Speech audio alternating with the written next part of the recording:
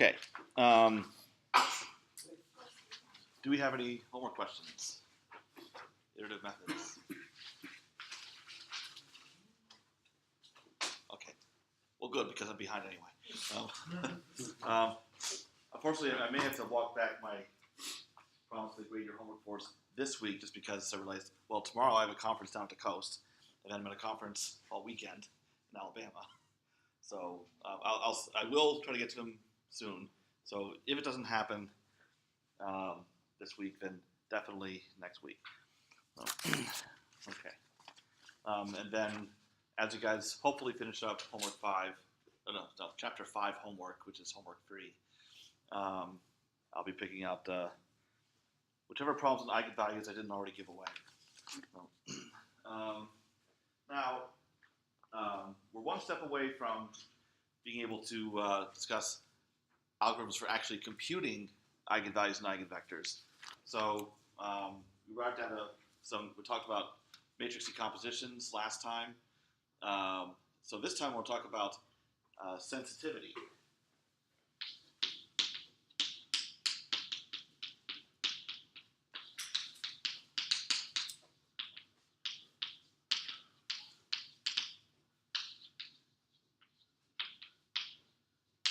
Also known as perturbation theory. And I won't say too much about it because I want to get to the algorithms, but at least I'll give you the main points. So this is toward the end of section 6.1, which is dragged on forever. And because for a problem we have been studying up to this point, before eigenvalues, AX equals B,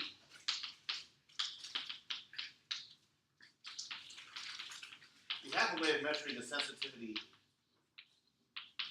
of that problem. That's the condition number of A. So the norm of A times the norm of A inverse.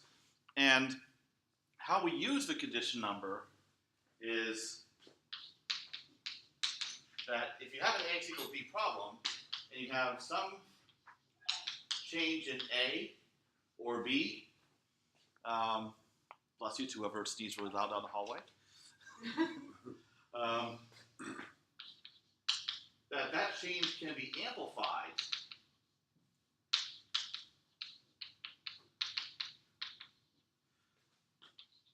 by a factor of as large as the condition number in X. So what that means is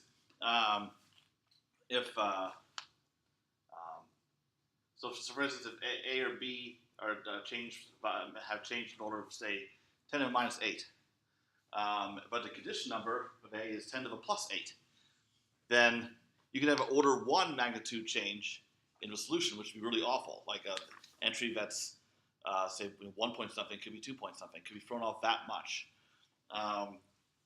So we'd like to have something similar for eigenvalue problems, that if there's a change in the matrix A,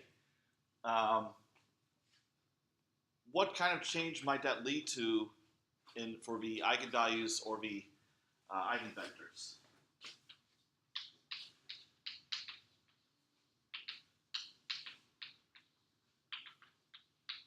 We have a similar notion of condition number.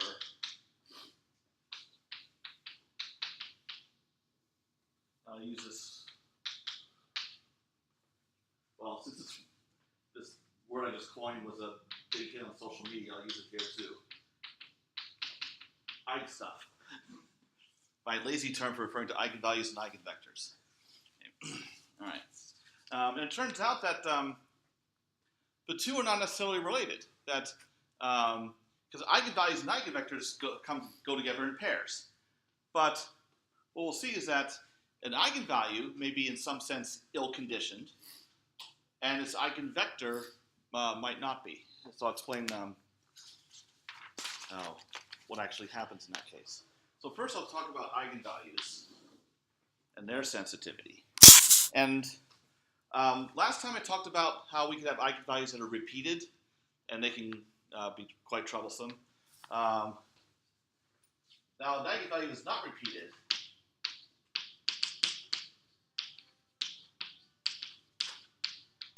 an eigenvalue is simple if both of its multiplicities, so really it's algebraic multiplicity, and therefore its geometric, are equal to 1. So in other words, a non-repeating eigenvalue. It's only a root of a characteristic polynomial once. Okay. So we have simple versus repeating eigenvalues, and the sensitivity is different in those cases.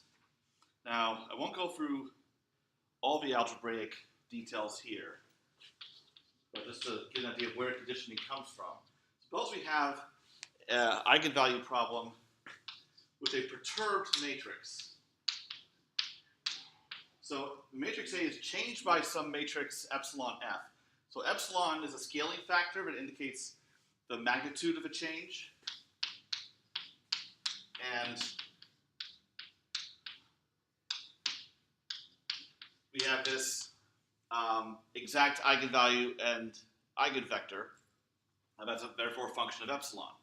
And we assume that the norm of 2 norm of f is equal to 1. So that way, epsilon contains all the information about how much you're changing a problem. What is the magnitude of this perturbation? That's why sensitivity analysis is also called perturbation theory, because that's what we're trying to do. Is if we change a problem a little bit, how much might that change the answer? So our eigenvector can be expanded in Taylor series, like so x of 0. So this would be an exact eigenvalue of the original A, if you toss epsilon f out of the picture. And then you have the next term of a Taylor series, and then I won't go any further. So this term indicates how much the solution changes. So the problem is changed by a factor of epsilon. The solution is changed by this factor, x prime of 0 times epsilon. So you can think of this as a condition number for this eigenvalue. So if we could get a hold of x prime of 0, or at least get an idea of how big it could possibly get, then we can use that as a condition number. Okay, now if lambda is a simple eigenvalue, so I need that assumption or what follows to be valid, then here's what I can say, that x prime of 0, so the, okay.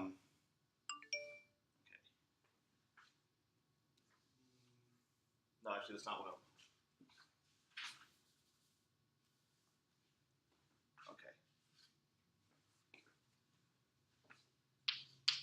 I have an eigenvalue, a Taylor expansion of the eigenvector, but what I really want is the same thing for the eigenvalue. So I'm studying its sensitivity.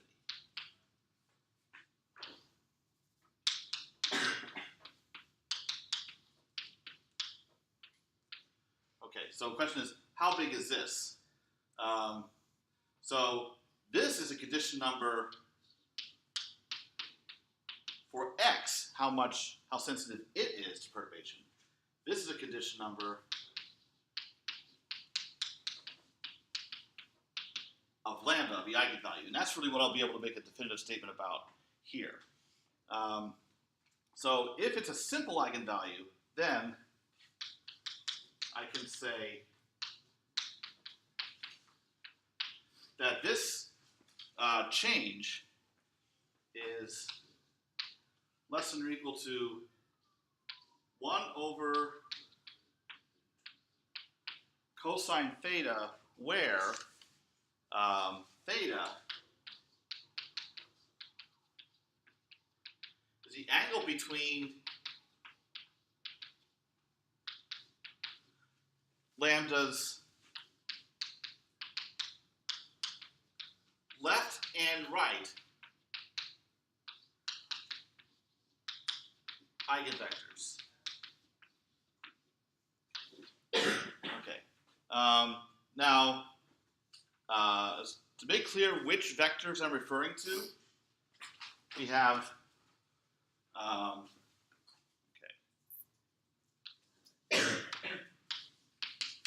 ax equals lambda x. That is the right eigenvector, or we refer to it as just plain eigenvector. We have y Hermitian transpose A equals y Hermitian transpose lambda. So y is the left eigenvector. And let's see, actually, well,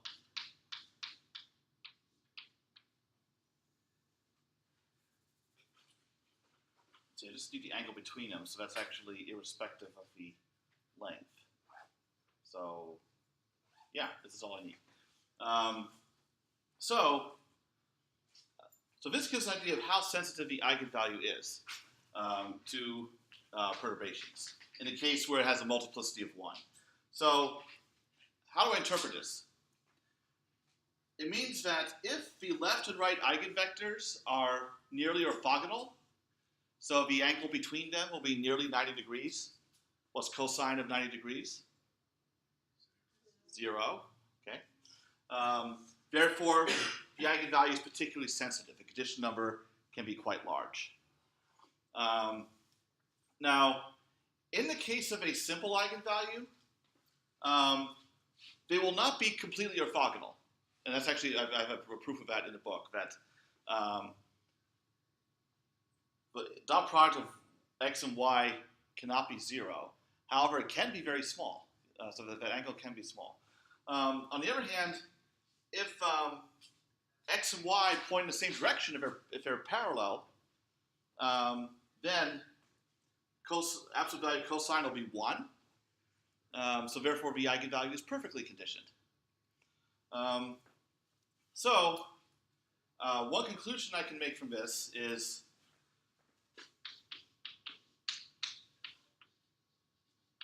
if A is a normal matrix, then its sensitivity measure is less than or equal to 1. Because in that case, the left and right eigenvectors are the same. That comes from the Schur decomposition involving a diagonal matrix instead of a upper triangular one. So, so for example, if A is a symmetric or skew-symmetric matrix, then the eigenvalues are perfectly conditioned. So that's one of several reasons why the eigenvalue problem simplifies dramatically when it's a symmetric matrix. First, in that case, we know the eigenvalues are real, so we don't have to worry about complex arithmetic. And the eigenvalues are relatively insensitive compared to for a general matrix. Okay. All right. So I haven't worked out how this is arrived at, but you can find that on page 208. Okay. So that's for the case of a simple eigenvalue. What if it's a repeated eigenvalue? What can we say then?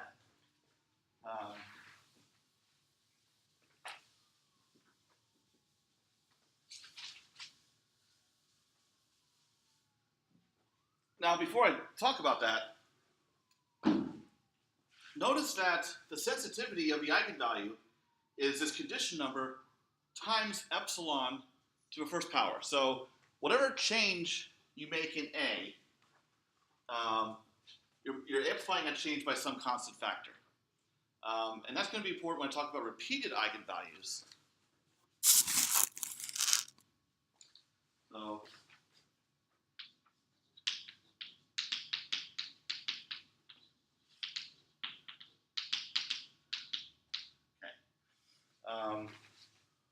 now,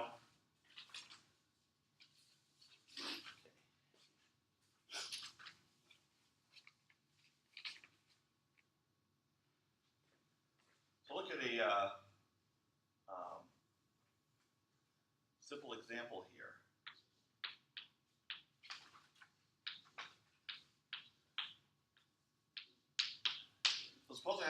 matrix 1A epsilon 1. Now, if epsilon equals 0, then 1 is a double eigenvalue. And I'm going to assume that A is strictly positive, the lowercase a. So because of that A being there, the eigenvalue is defective.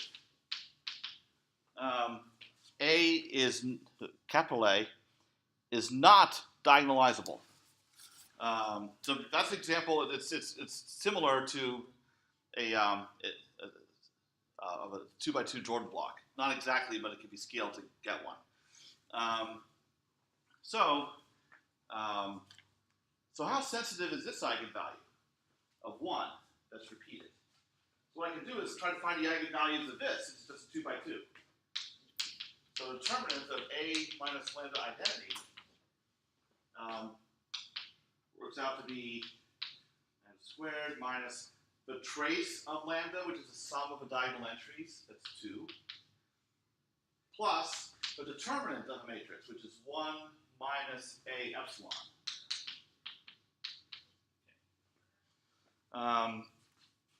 Now, I can find the roots of this using quadratic formula.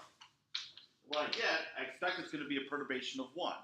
And it is. It's 1 plus or minus square root of A epsilon. So notice, first of all, the epsilon, I want to make clear, is under the square root sign. So, an order epsilon change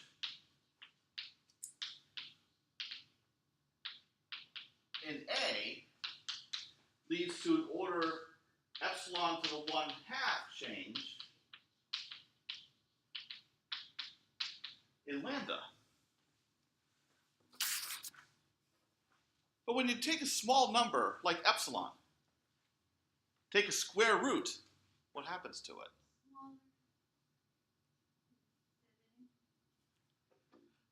Like, for example, what's this square root of 1/4?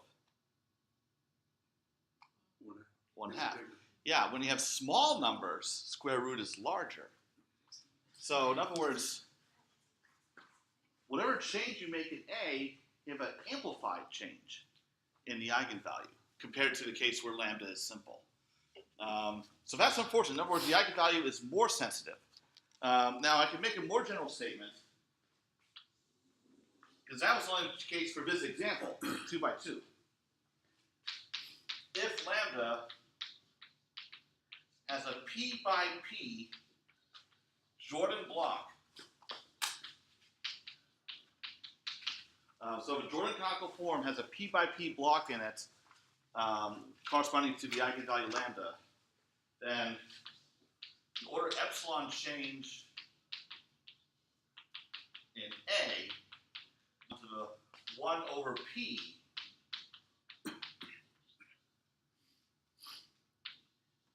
change in lambda. So in other words, the more defective it is, the more sensitive it is.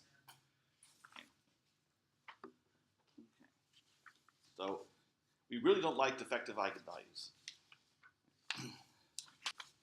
All right.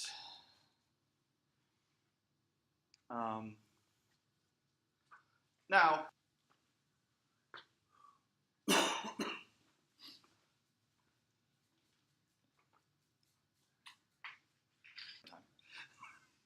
I know I'm not always so good about that. That's eigenvalues. What about, I can be really brief about that just because I want to make sure to get to the next section. Unfortunately, I actually can make a simple statement about how sensitive eigenvectors are.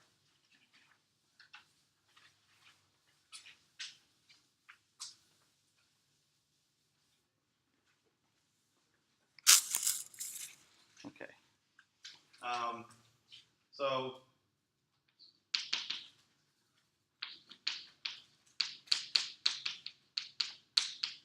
sensitivity of eigenvectors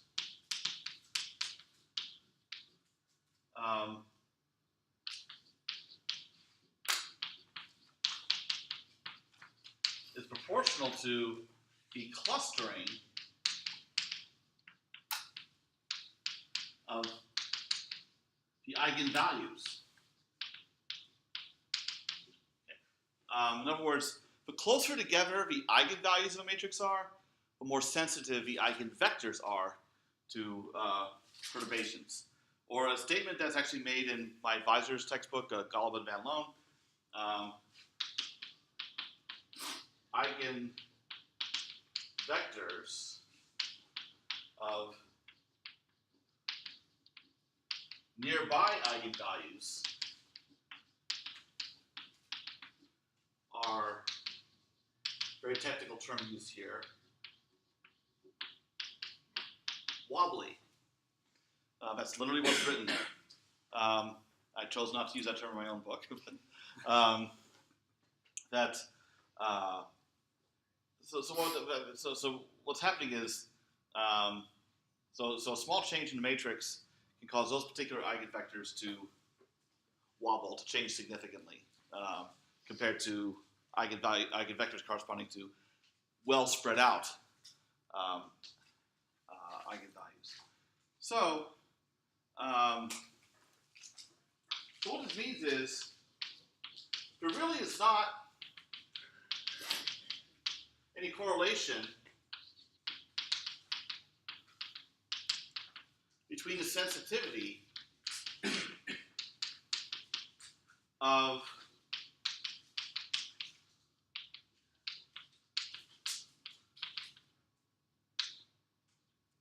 eigenvalues and their corresponding eigenvectors.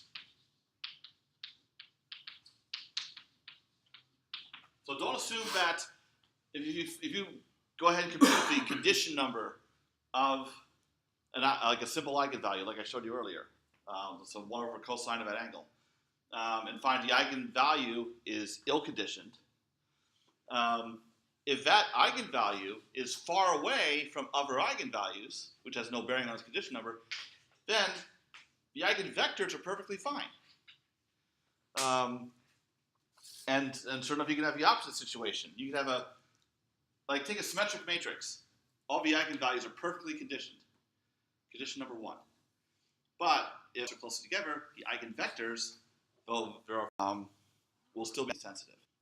So it's a rather complex picture compared to what we saw for conditioning, where we just compute normal of A times normal of A inverse, and there you have it.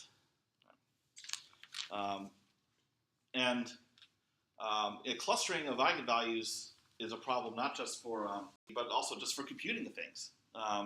We're going to see iterative methods for computing, and if the eigenvalue you're trying to get is close to other ones, then your task is more difficult.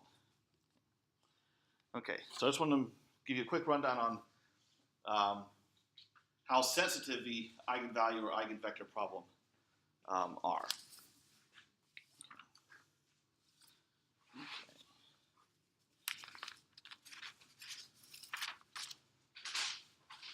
So now I'm going to describe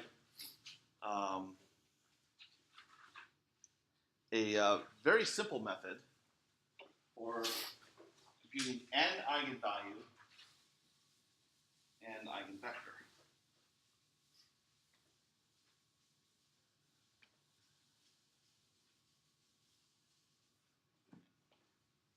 All right, so this gets to the next section, which is called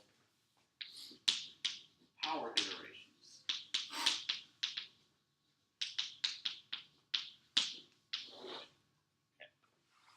Okay. So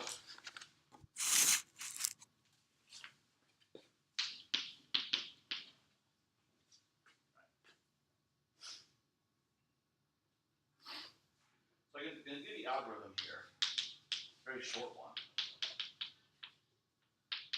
For the first such iteration, we'll see 3 of them all together. Power method. So first,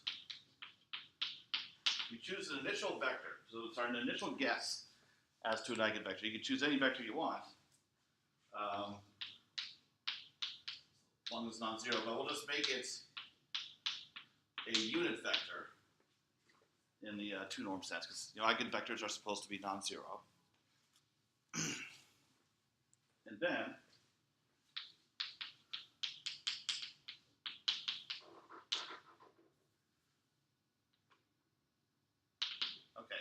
so then in a loop, what we do is I take my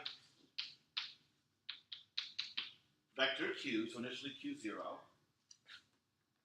multiply it by a, and I save the result in a new vector I'll call zk. So first I have q0 multiplied by a, and I get z1. And then I get my next q vector, qk, and all I do there is I normalize zk.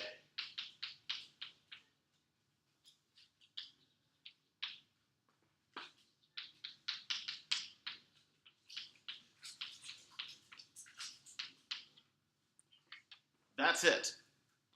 That's the power method. How sophisticated. So it seems strange that if you take some vector and you just keep multiplying it by a repeatedly, and then keep normalizing it just to make sure that its magnitude does not get too large or too small for your floating point system. So all the q's, q0, q1, q2, up to infinity, they're all unit vectors. So why should multiplying by a repeatedly actually accomplish anything meaningful?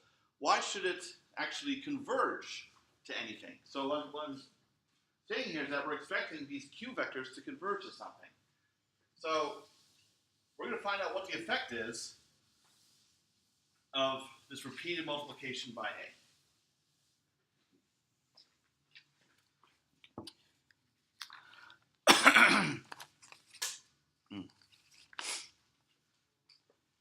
So,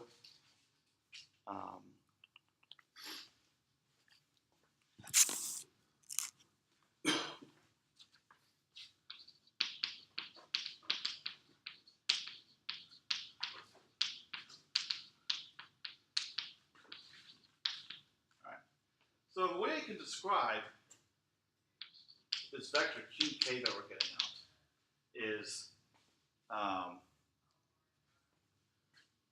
we take q0, multiply it by a, k times, and then because we keep normalizing at every step, there's going to be some constant out here, which I'll call beta k.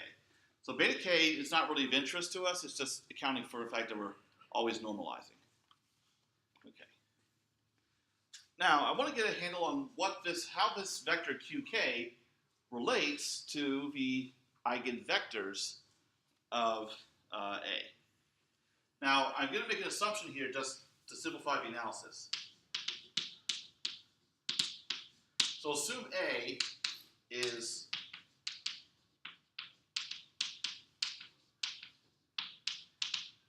diagonalizable. And also going to assume that it has these eigenvalues and eigenvectors. So the x's are the eigenvectors, the lambdas are the eigenvalues. Okay. Now, why do I need this assumption?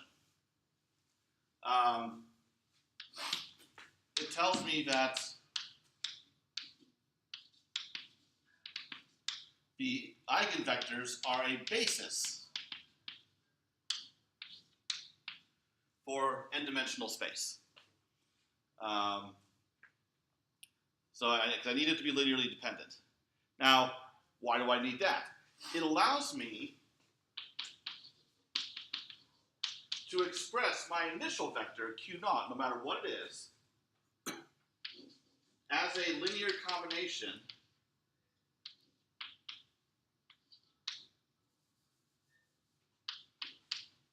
vectors. So without having a full set of eigenvectors that spans a whole space, I could not do this. All right.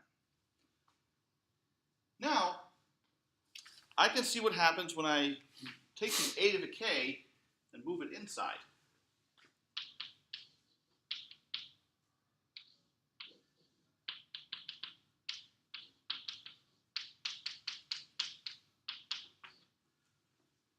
Now,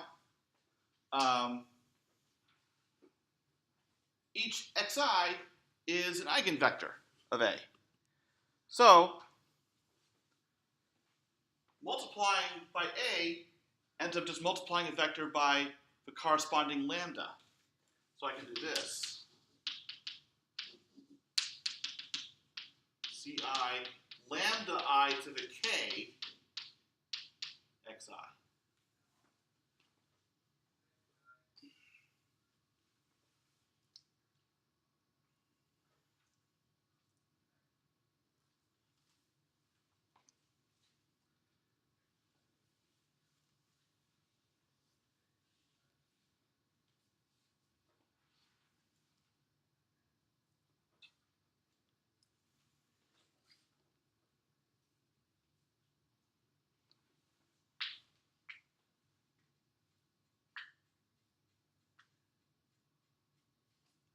Next, I'm going to make an assumption about the eigenvalues. That lambda 1 is strictly larger in magnitude than all the others. Actually, okay, I need to do more. It's strictly greater than lambda 2, which is greater than or equal to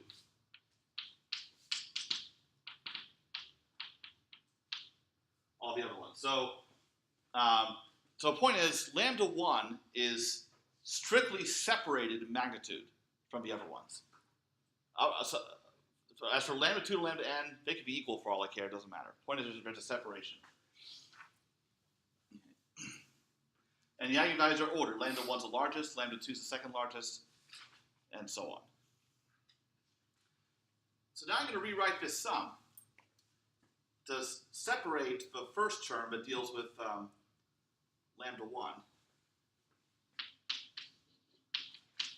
I'm actually going to pull out a lambda 1 to the k.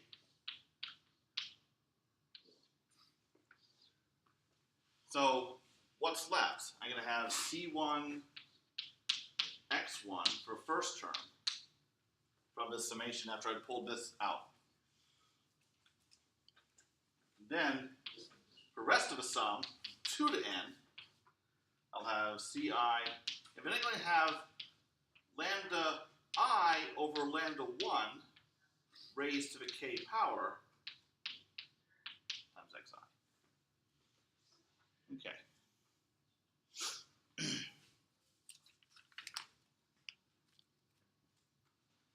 Now, everything outside the parentheses, just a scaling constant. If we want to get a handle on the direction of this vector, we can just look inside the parentheses. Now, this part here is remaining fixed. Doesn't depend on k at all. So,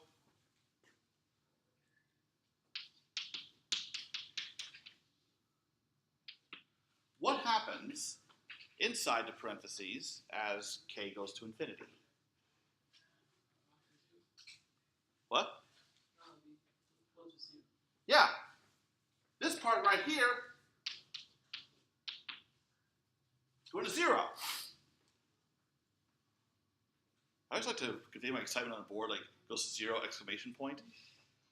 So I'm really mad at people who decide that 0 factorial is 1, because it just prevents me from doing that. But okay. So yeah. So in other words,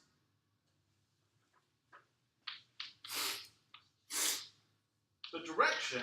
So as k goes to infinity, qk becomes parallel to x1, the only term that is remaining. So in other words, the power method will produce the eigenvector corresponding to the largest eigenvalue in magnitude.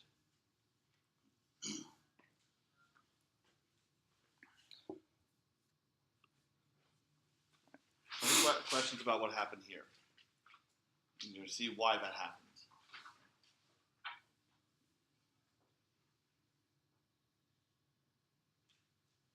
So it really just a matter of all these coefficients of the other x's in linear combination going to 0. So you can try this in MATLAB. Make a random matrix, make a random vector, keep multiplying, and what you'll see is, in most cases, again, I've had to make some assumptions here, and I'll talk about those assumptions a little bit. Generally, you will see the direction of that vector converging over time. Now, it may take a while, or depending on the eigenvalues of A, it could be extremely quick. But most of the time, it does happen. Okay. So this is our starting point for a practical algorithm for computing all eigenvalues. Is that we have this iterative method that is at least able to give us 1. Now, caveats.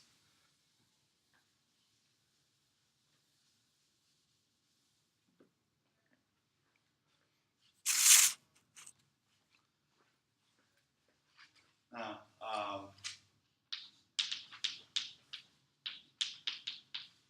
the assumption that lambda 1 is strictly greater than all the others in magnitude essential. So really the convergence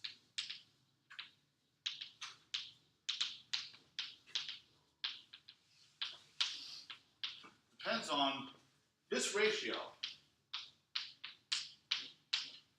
the magnitude of lambda 2 over lambda 1. So if this is nearly 1, that'll be very slow convergence. If it's nearly 0, then it's very rapid. So we like lambda 1 to be well separated in magnitude from the other eigenvalues. That's actually something I'm going to exploit as we make the algorithm more sophisticated. And if the magnitude is going to be less than 1 because of our assumption. But yeah, if it's getting really close, like 0.999 something, then yeah, you can go ahead and try that power method on MATLAB, and it's going to take forever. So in the extreme case, if lambda 2 is not equal to lambda 1, but the magnitudes are equal, then the power method will not converge at all. So forget it.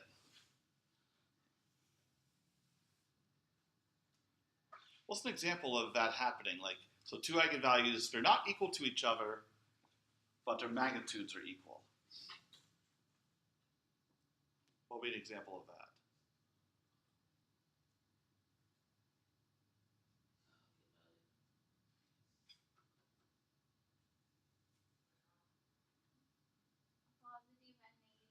Yeah, if they're negatives of each other. Yeah. Okay. That's the simplest example, like plus or minus 1, for instance. What's another?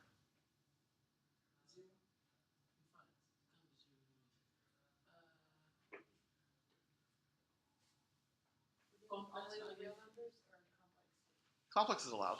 So like in complex conjugates? Yeah, so for complex conjugates of each other, then yeah, because magnitude comes from square root of real part squared plus imaginary part squared. So if you negate the imaginary part, it's still the same magnitudes. Yeah, so that can happen.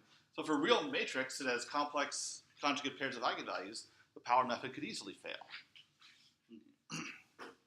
All right, so no, this is not a great method, but it does have its uses because so an example of real-world application of the power method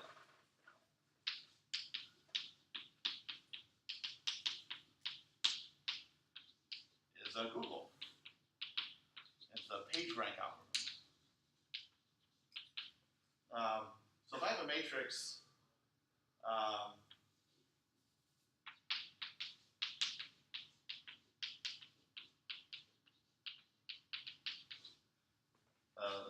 stochastic matrix. So what you have is Aij is equal to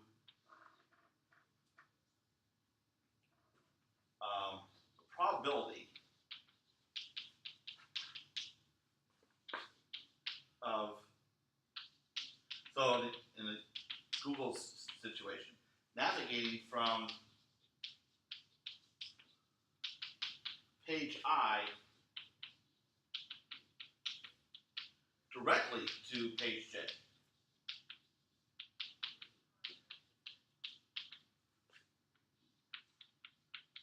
So one click, there's a direct link from page I to page J. If not, if there's no direct link, the probability would be 0.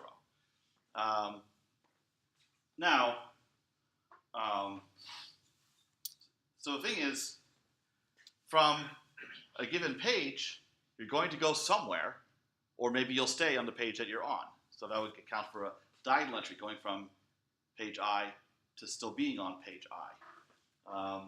And literally indexing all the pages that you're from the World Wide Web. So the sum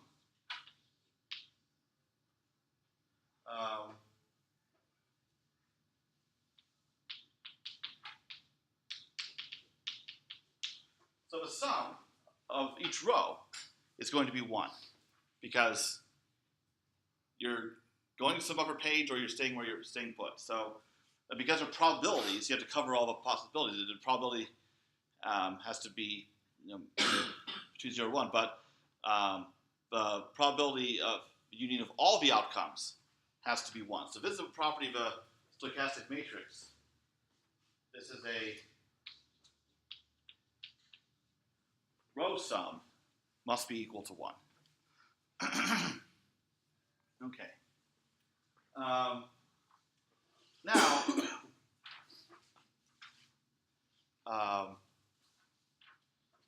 so because of that,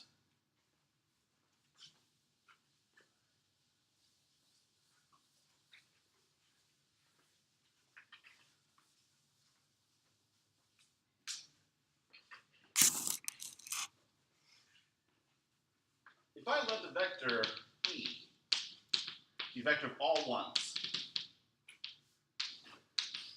then saying that all the row sums must be equal to 1, the same as saying that AE must be equal to E.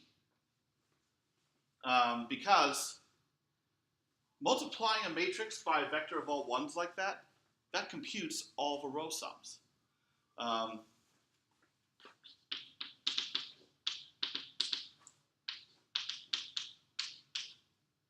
And that comes from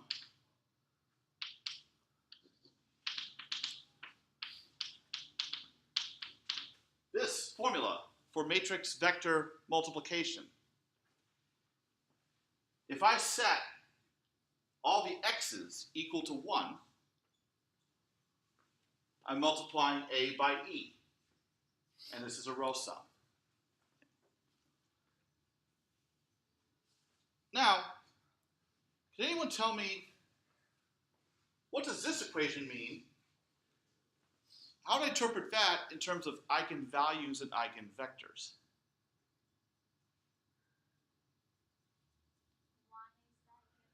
Yes, and? Yes. So,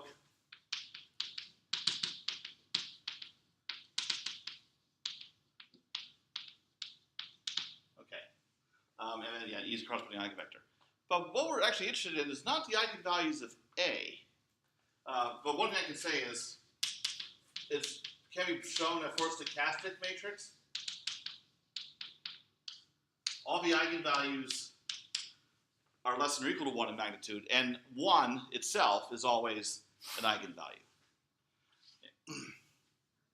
So one is the largest eigenvalue. And that's why I mentioned this here, because we're related to a power method, which finds the largest. Now, if I take A and raise it to the k power, so I keep multiplying A with itself, I look at the ij entry. That also is a probability. That's a probability of going from page I to page J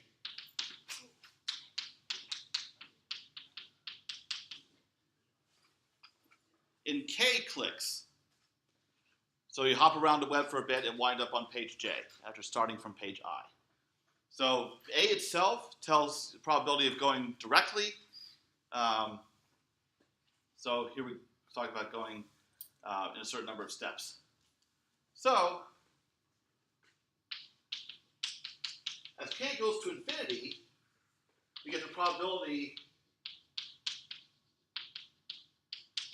of going to page J ever. So what's interesting here is that the doesn't depend on I at all. It only depends on J. In other words,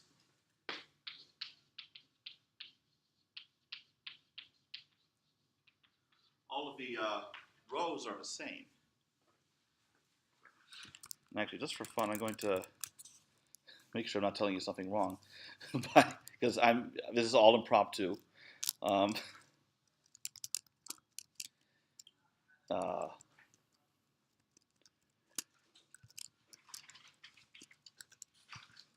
I'm going to make a 3x3 stochastic matrix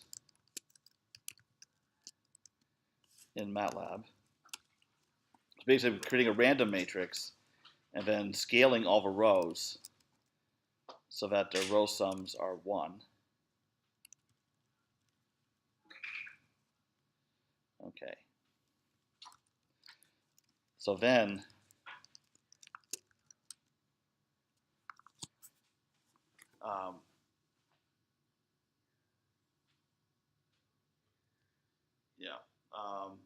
sure enough, all the rows are the same. Okay. Save myself some embarrassment. Okay. So, so what happens is each column is a multiple of E. So if you look at each column, it's just a certain element repeated. So, but it's really this probability we're after. What's probability of going to a certain page ever? So this is useful for ranking search results. So a row of, I'll call it informally, a to the infinity. Really the limit of a to k as k goes to infinity, is an eigenvector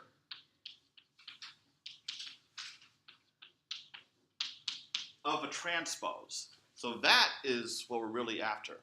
We know the eigenvector for the largest eigenvalue A is the vector of all ones. But the eigenvector of A transpose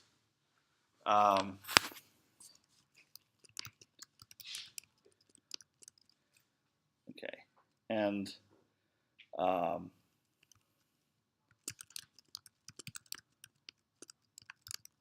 I just did that here. I computed the eigenvectors and eigenvalues of the whoops. Okay. Something went wrong here. Oh, okay. Actually, I just need to look at the first column.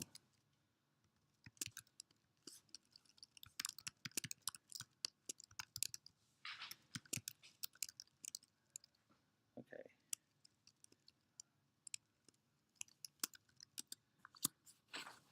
Okay, yep, sure enough, it agreed. Okay, so it turns out if you apply the power method to the transpose until it converges, This demo shows how to get started.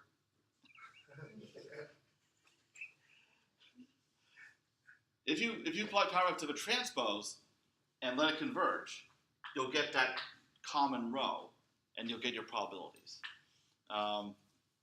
So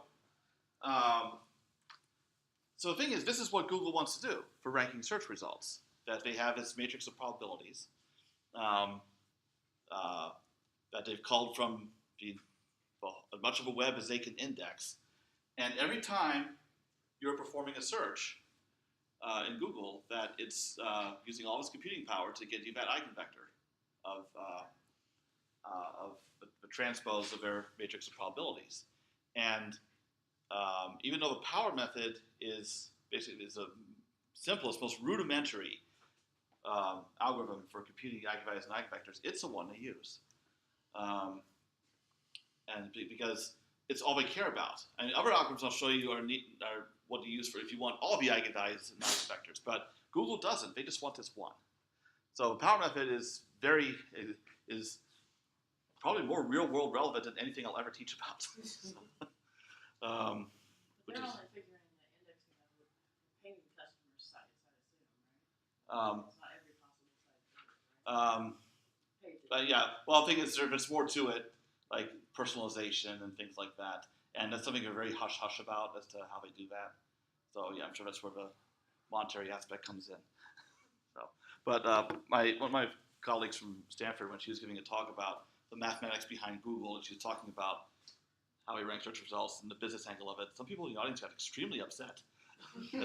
like Google's like totally pure about this. It's like, I think we all know by now. I mean, they're a company. What do you expect? So, okay. In fact, when I was still a student at Stanford, one of my fellow students was, I was helping him with the power method, and he got some help from Gene Golub as well. He was interested in this problem, and after he finished his PhD, he went off and started a small company that worked with Google search results, and ended up getting bought by Google, and he made hundreds of millions of dollars. I was like, dang, I should have been more involved in that. So because Gene he got some stock, Google stock, and made a lot of money off of it. And although actually that money ended up, because not too long after that, unfortunately, he passed away. And so there was a big windfall for Siam and his alma mater, University of Illinois.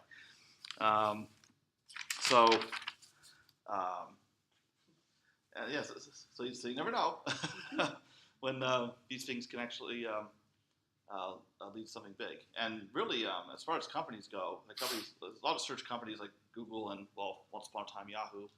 A lot of the research they do gets very deep into numerical linear algebra.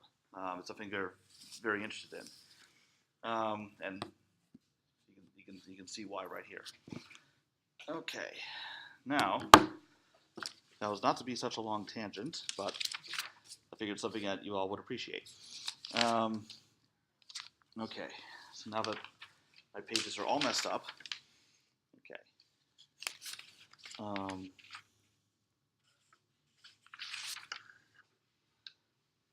right, now,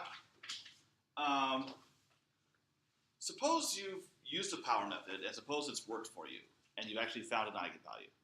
So we didn't have,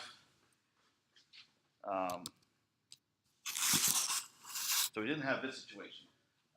What can you do after that? What if you want more eigenvalues?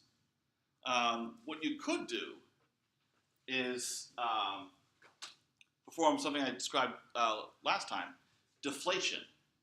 Or I guess that was 2 classes ago. Deflation, where you have an eigenvector, you do a household reflection to get that eigenvalue that you found out of a picture, but you have a smaller matrix, an n-1 by n-1 matrix, to focus on and find the eigenvalues of that. And actually once wrote a MATLAB function that went ahead and did that, except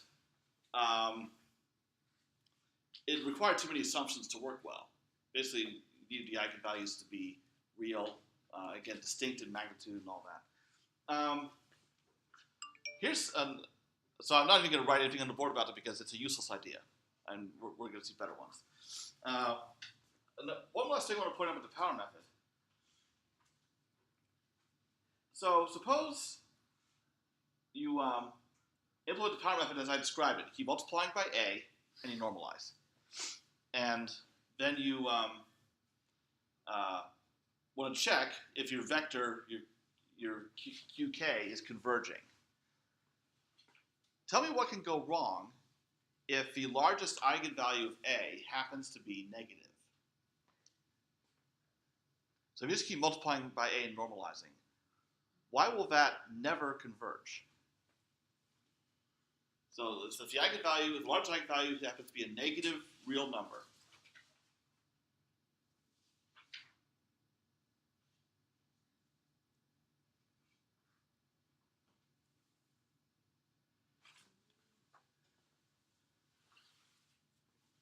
so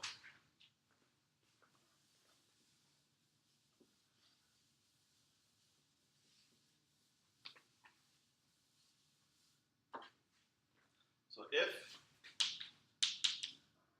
lambda 1 is equal to, say, minus 2, and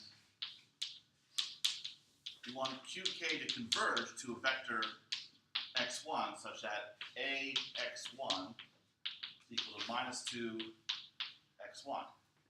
Now, qk, the direction of qk will converge to the direction of x1. Yeah. Yeah. So the qk depends on the summation, the lambda I over lambda 1. Yeah. Right. Or s Yeah. k. So as k goes to infinity, the even powers will tend to, the odd powers will tend to reduce the even powers, which is actually going to get to 0. So at the end, you won't get to 0. It will be moving around between bigger number and smaller number. Well, those factors, lambda I over lambda 1, those are still going to go to 0. You still have separation. The problem is not there. It's somewhere else. Like, suppose qk has got to the point where it practically is parallel to this. And what you're doing is, why is it not good enough to check this? Because you're thinking like you're watching for convergence. It makes sense, I'll just check whether qk minus 1 is less than some tolerance. You're checking successive vectors and watching for a difference to go to 0. How come that will fail in this case? Well, actually, yes, that's exactly what's happening. If qk is already close to x1, but I multiply by a one more time, all the signs flip. So this is something I discovered the hard way when implementing a power method. I had a negative eigenvalue, and sure enough, these vectors parallel but pointing in opposite directions instead of the same direction. So if it had been a positive real number as an eigenvalue, we'd have convergence. But here, we're pointing away from each other. So that's a really annoying implementation detail that you have to worry about. And these things come up all the time, unfortunately. So what you can do is, after you compute your latest qk by normalizing what you get from multiplying by a, what you can do is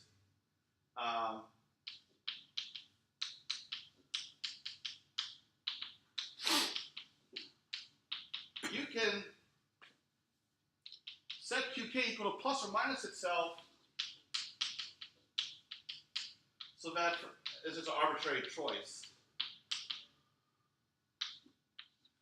You can make sure that the first element is always positive. So if you do that extra normalization, then you'll get convergence. So you'll get around the fact that just multiplying by A will cause all your signs to flip.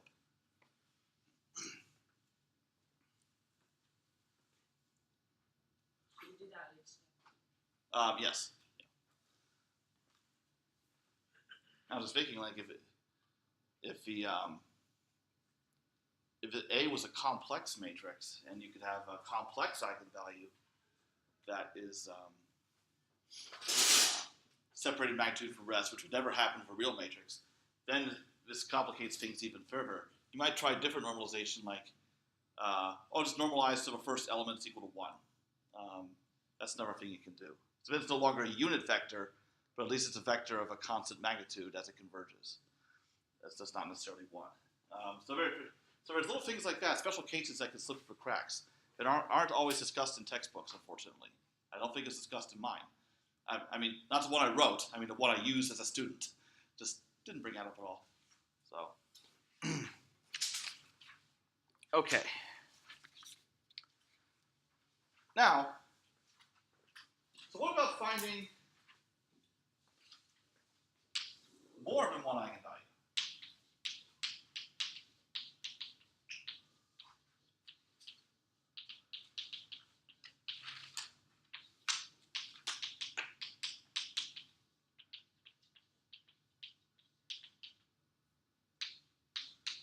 Say more than one at a time. In other words, instead of just finding one by the power method but deflating, finding the next one by the power method deflating. Not a practical approach. So I'll show you a different one that is more practical.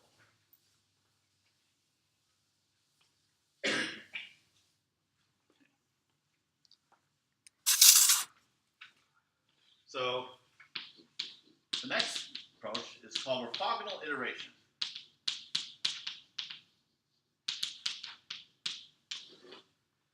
So really, it's actually a pretty straightforward generalization of power method. Okay. So again, a very short algorithm. So I'm going to choose an initial matrix rather than a vector. N by R.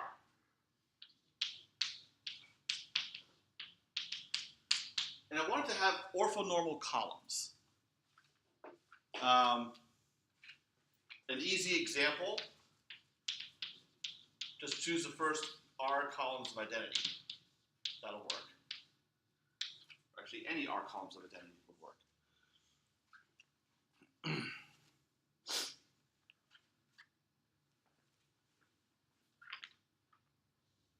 And then you have another loop that keeps running until some sort of convergence, subject to the caveats I just gave for power method. And you do exactly the same thing almost.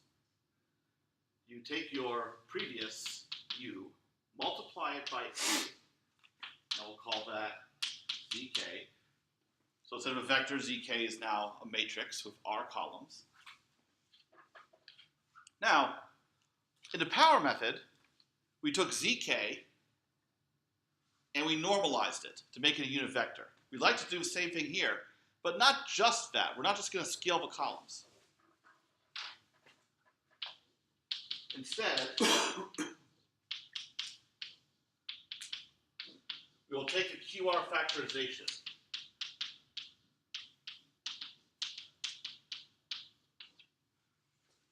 And the Q that comes out of it, which is UK, again, has orthonormal columns, meaning UK transpose UK is identity. And that's it. Once again, that's the whole method. Okay.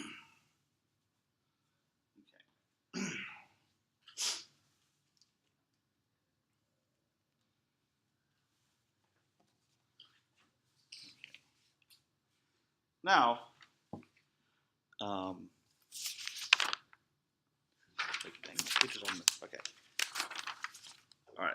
Just might finish this in time.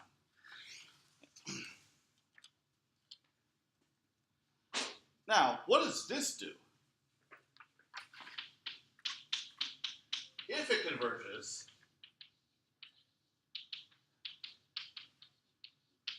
finds the largest R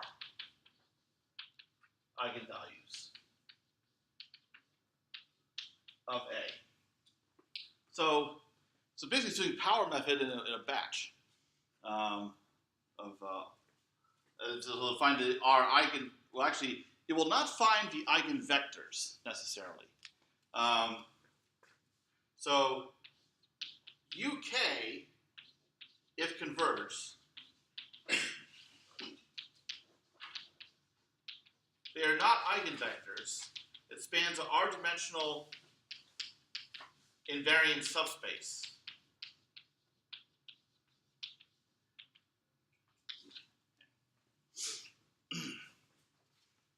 Okay.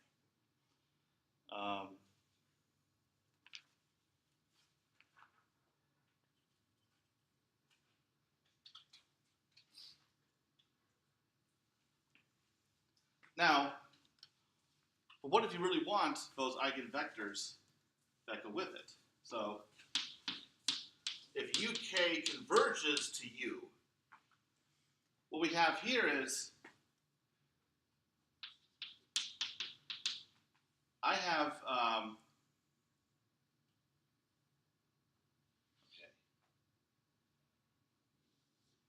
If I take this equation and multiply both sides on the left by UK transpose ZK, which is equal to UK transpose A ZK minus 1. All I'm doing is I'm filling in the definition of ZK from above. Oh, that should be a U. That is equal to RK.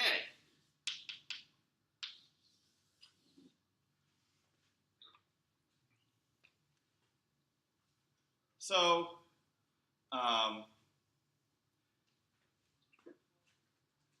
or put another way,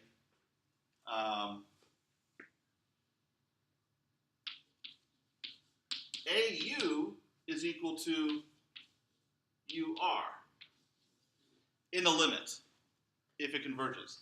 So that's what's meant by the invariant subspace. A times the vectors that span that subspace is equal to those same vectors times, in this case, an R by R matrix that linearly combines them.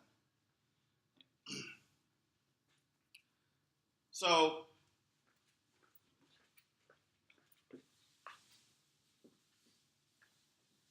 we've seen the situation before when I defined an invariant subspace.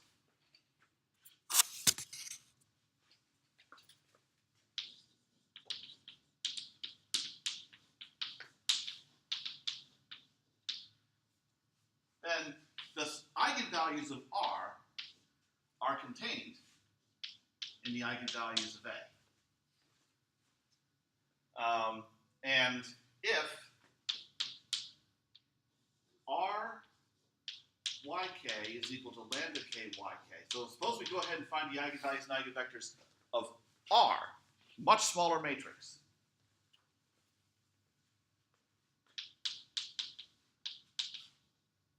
Then URYK, which is lambda k UYK, which is equal to, but UR is equal to AU.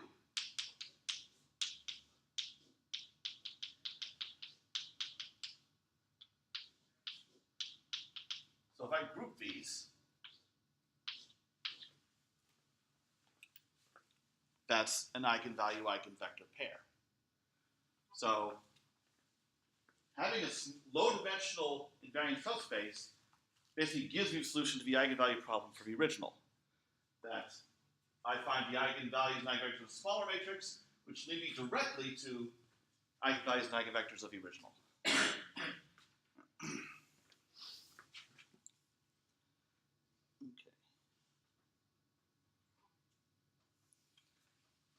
So questions about what happened there?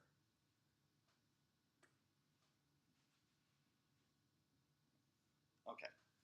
Well, it's okay if only about 15 minutes of suffering left. And So, coolest thing to show you. Okay, it's cool to me, but that's an interesting professor. I don't care what do you think about this. Anyway, so respect to today. I have an extreme case. Let's suppose R is equal to N. In orthogonal iteration.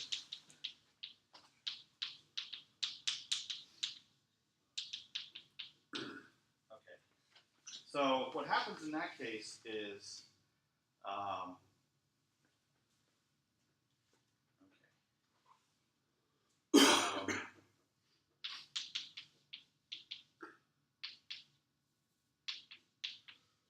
if orthogonal iteration converges, we get the following. Well, AU is equal to UR. R is upper triangular. But U is now a square orthogonal matrix. So I can say A is equal to UR U transpose. That is the Shor decomposition.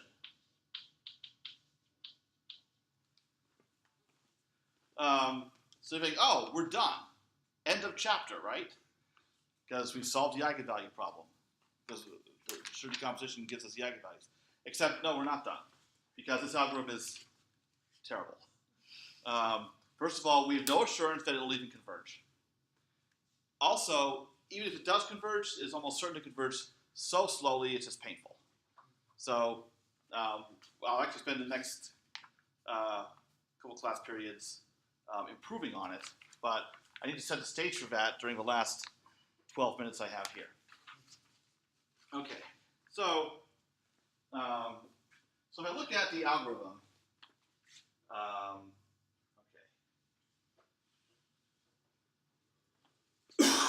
going to let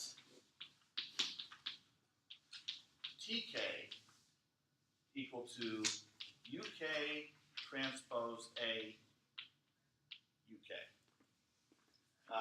So this is supposed to converge to, like, essentially a Shor decomposition. TK is meant to converge to this upper triangular R I wrote down. But what I'm going to show you now is, so in other words, TK, this matrix is supposed to converge to an upper triangular matrix where the diagonal entries are the eigenvalues. So what I'm going to show you now is, how do these TKs relate to each other from one iteration to the next?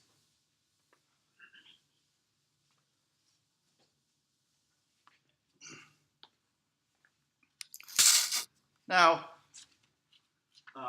so if we have this relationship between everything, and so maybe I just erased it. ZK is equal to A UK minus 1, and ZK is equal to UK RK. And RK is actually equal to UK transpose A UK minus 1. Different U's on either side. But I care about these matrices. UK transpose A UK. Same U's on either side. Same indices.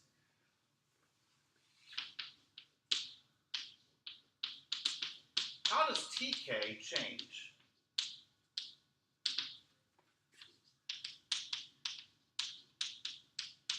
At each iteration? Because I don't really care about these. And to be honest, I don't really care about the z's either. I want that because T converges to, or TK converges to this matrix that has the eigenvalues all along the diagonal. Zeros down below. And who knows what up here? It's upper triangular. So it's eigenvalue revealing form. Also, notice this expression, UK transpose AUK, is something I described earlier. That is a similarity transformation.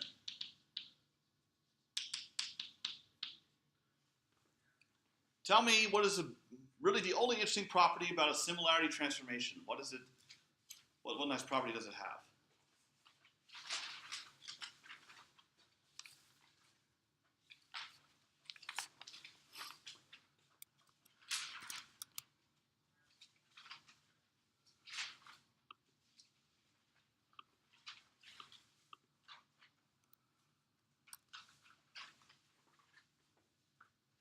It's really the only one worth mentioning.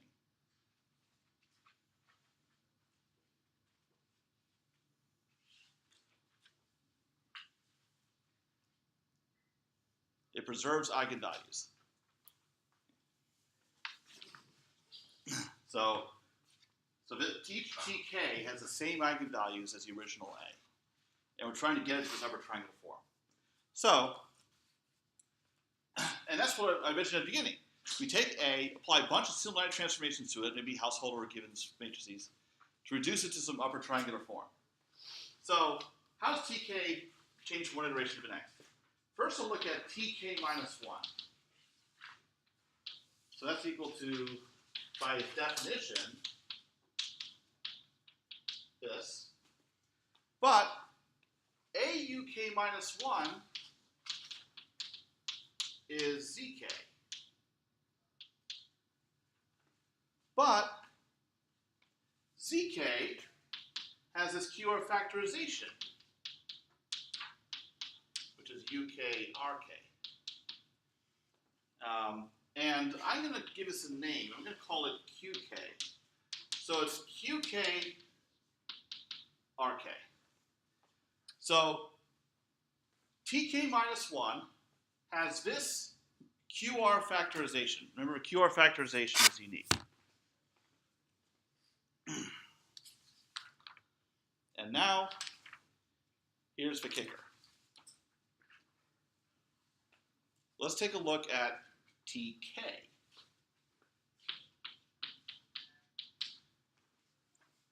Now, again, apply the definition. UK transpose A UK. And then what I'm going to do is, I'm going to insert, after the A, I'm going to put UK minus 1, UK minus 1 transpose. I can do that because UK minus 1, all the U's are orthogonal matrices. This is identity. Okay. Now, UK minus 1 transpose UK, I have that here. That's QK.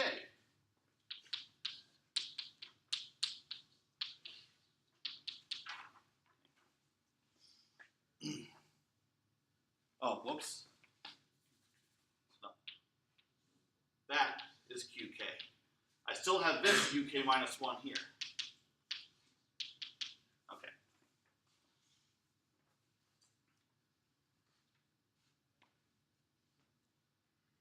I have AUK minus 1. That's ZK.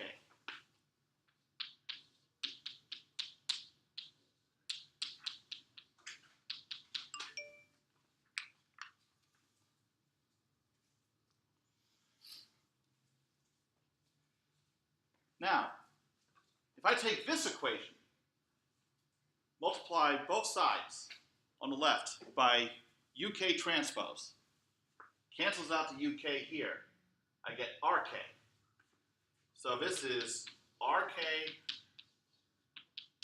QK. Yes, I was about to ask that, and you filled in.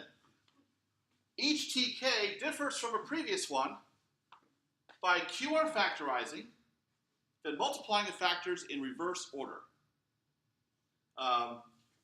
Now,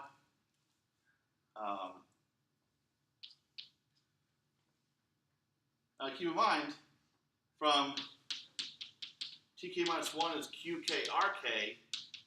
If I multiply both sides on the left by qk minus 1 transpose, I get that. So rk is qk minus 1 transpose tk minus 1. Oh, sorry, that should be qk. qk. So, what do we call this kind of expression?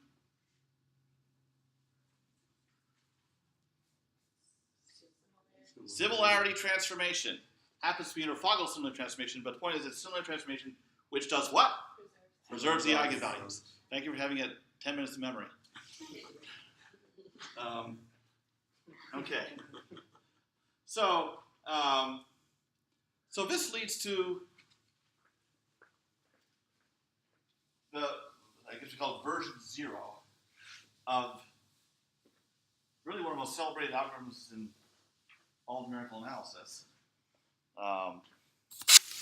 the QR algorithm.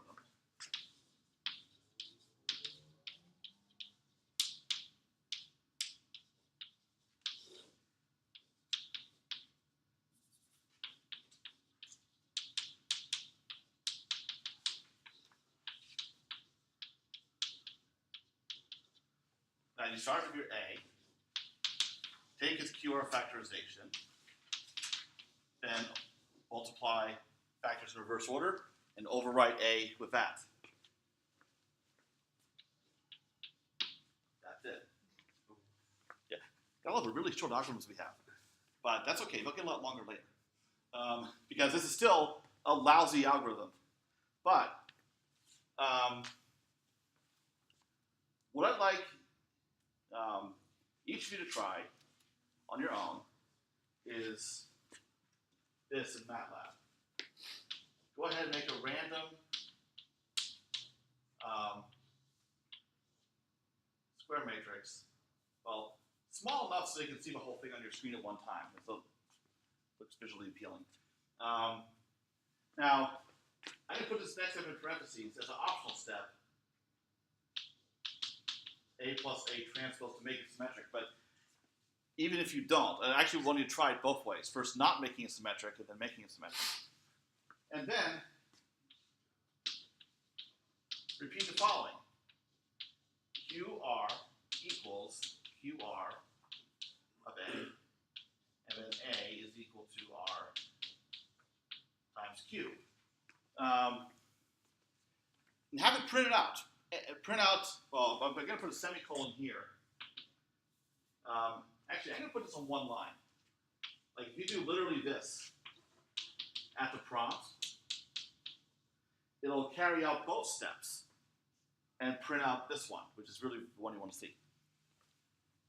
Do it several times, maybe even 100. Watch what happens to A in the process.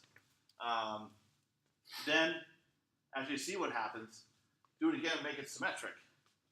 And try it again, see what behavior you get in that case. So what we want to have happen, ideally, is in a situation where a orthogonal iteration with little r equals n would converge, we would have this converge to an upper triangular matrix R that would reveal the eigenvalues. I can tell you that for whatever random matrix you generate, that is not likely to happen anytime soon, but you will see something of interest. What do you see, even if you consider like a failure in terms of like falling short of getting an upper triangular matrix that reveals the eigenvalues, that actually relates to some of the things I've covered earlier today, and also how we're going to take this rudimentary algorithm and dramatically improve on it to get something that really is practical. Because, so technically this does work in most cases, it's just too dang slow, too dang expensive. Because QR factorization for an n by n matrix takes order n cubed operations. So doing that per iteration, we're talking order n to the fourth, easy or more. So we need to do something about that. And yes, I realize I've gone 1 minute past time, which I've never done all semester long. So, okay, so we'll continue this next week. It might take some time to get the video up because I'm about to drive to the coast, but I'll get it up as soon as I can.